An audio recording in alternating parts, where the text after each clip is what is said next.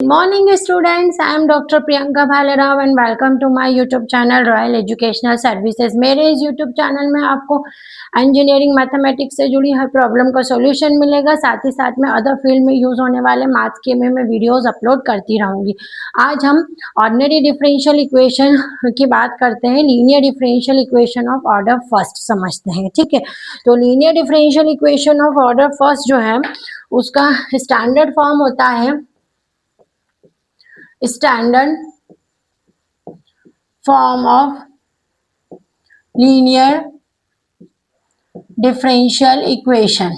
इसका standard form होता है हमारा dy by dx plus P Y is equals to Q. ये हमारा स्टैंडर्ड फॉर्म है जहां पर p और q जो हमारे हैं where p and q are constants, ये हमारे कांस्टेंट है। ठीक है, जो इक्वेशन इस फॉर्म में होती है, ठीक है, हम उसको कहते हैं linear differential equation of order first.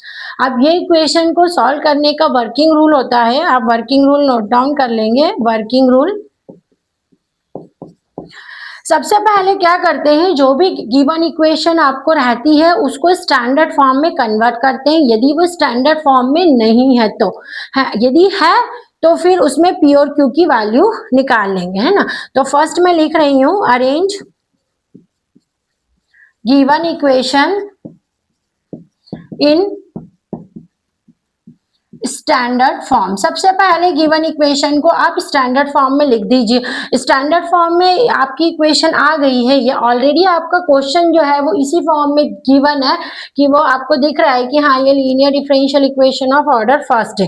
Then आप फाइंड करेंगे, then find P and Q. आप पी एंड क्यू को फाइंड करेंगे इसके अंदर से। ठीक है, जब पी और क्यू की वैल्यू आपको मिल जाती है तो आप इंटीग्रेटिंग फैक्टर फाइंड करेंगे। देन फाइंड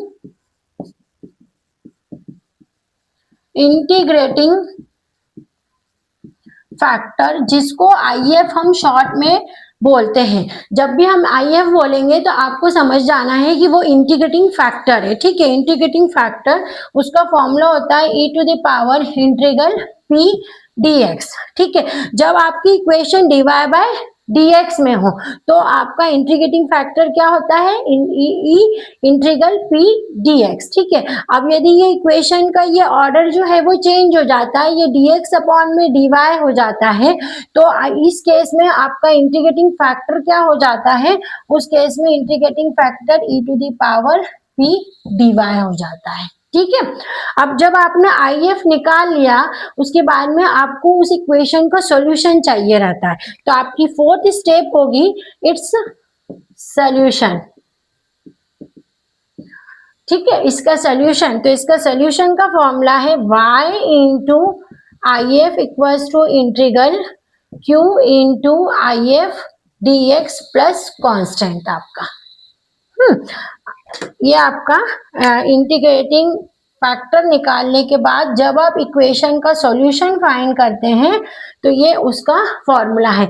आईएफ की जगह आपको क्या पुट करना है, इंटीग्रेटिंग फैक्टर की वैल्यू, मतलब y इंटीग्रेटिंग फैक्टर आपका e to the power integral P D X equals to integral q की वैल्यू रखेंगे हम और इनटू अगेन आई एफ यानी पी डी एक्स जो भी आपका यहाँ से निकलेगा और ये इसका कांस्टेंट होगा।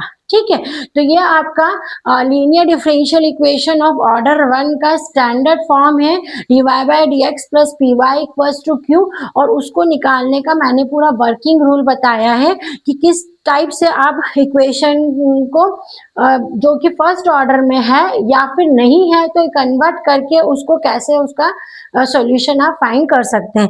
आप इसको नोट डाउन कर लीजिए, फिर हम इसके आगे के क्वेश्चन सॉल्व करेंगे।